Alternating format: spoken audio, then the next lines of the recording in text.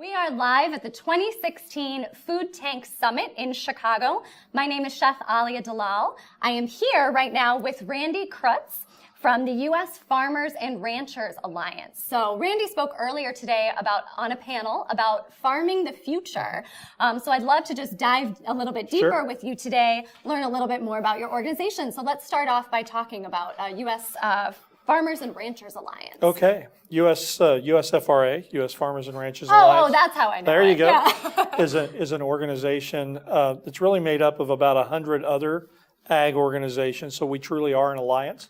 Our focus and vision is to actually build trust in modern agriculture and to refamiliarize consumers today with how food is grown and raised. We're so distant from the farm. You know, we're here in Chicago today.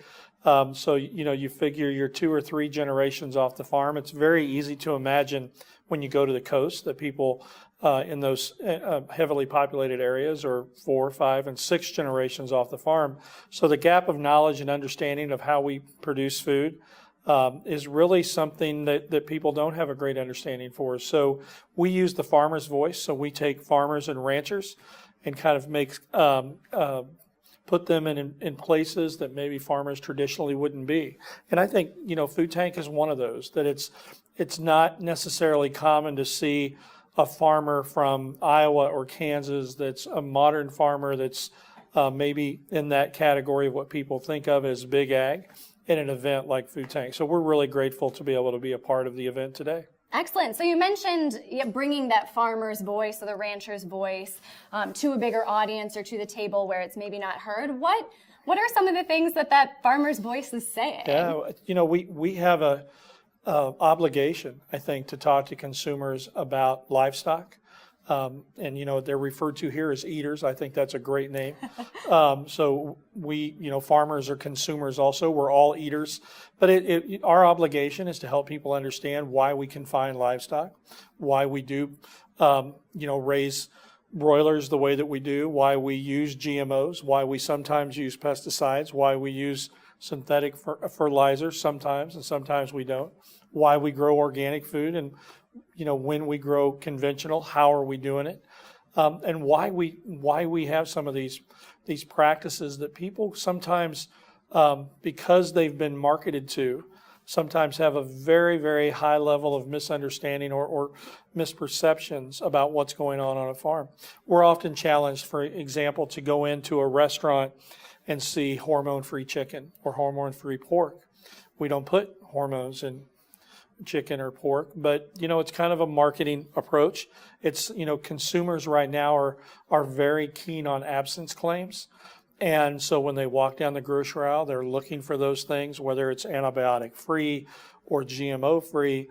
And what we owe consumers is to have them more clearly understand the safety of the technologies we use, what it means to sustainability, to use the products and the technologies we use on a farm. And so one of the big themes today, and kind of what this whole summit about, is, like you mentioned, bringing together voices from all different sizes and scales and types of organizations. You know, we have someone from Cargill here today, and we have someone from a, you know, small Chicago food startup as well, but all under the same umbrella of how can we make our food system better. So whether you want to speak for yourself or for the FRA, Yeah, there you go. what are some things that you are looking to make better?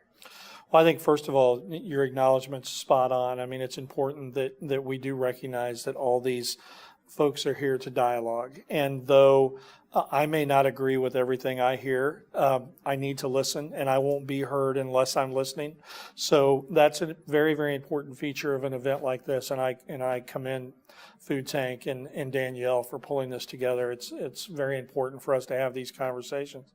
When you think about where the food industry is headed and what we're trying to do as an industry, as an organization, you know, I heard 3 times today now here that our food system is broken in the U.S. and that I clearly disagree with that. I talk about a journey that we're on for continuous improvement of food production and what we're doing in modern agriculture today to, you know, around our air, water, soil, and habitat, on and around our farms and how focused farmers are.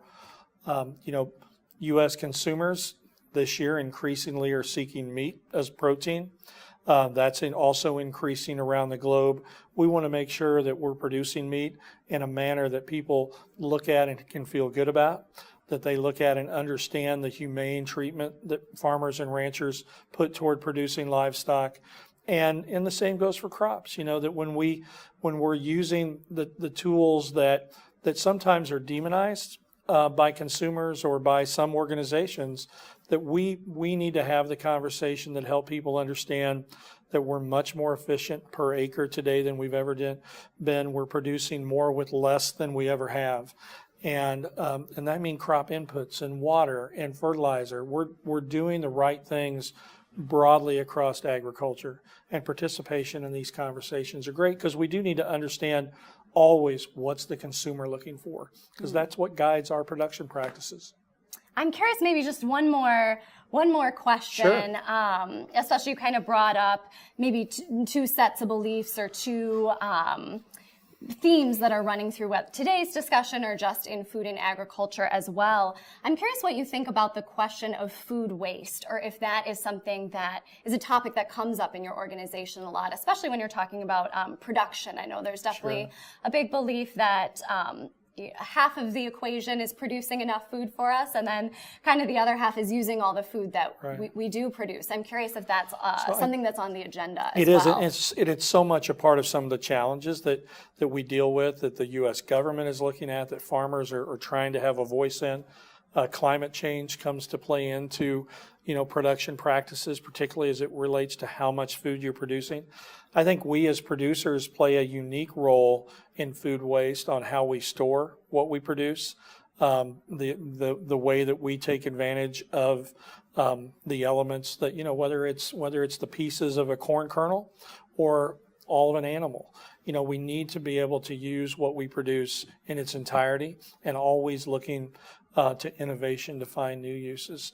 So I, as much as we have a role when we have events and all of agriculture, we have a role to do the great job they did here today to not waste food during our lunch. It's also imperative, I think, that agriculturalists as a whole play the role and help consumers understand the very unique role we have in how we store grain, that we don't waste grain, that we don't waste meat overall or food overall. Tell me, actually, just one more little question. Tell me a little bit about the reducing waste at the lunch today, because I've been in this room. What's going on out there? They just did a nice job of saying, hey, eat what you take, and let's not waste food. And in fact, I think Food Tank actually had to be selective on who they chose who was serving today, who provided the lunch, to make sure that organization that they settled on addressed food waste. So it was a unique little moment that we had before lunch today to very specifically address food waste. Awesome. Yeah, that everyone could share in. Well, thank you so much for joining me. I've been speaking with Randy Krotz of the U.S. Farmers and Ranchers Alliance. My name is Alia Dalal. I'm doing interviews all afternoon backstage here at the Food Tank Summit in Chicago. You can learn a little bit more about me, my culinary business here in Chicago, at aliadalal.com.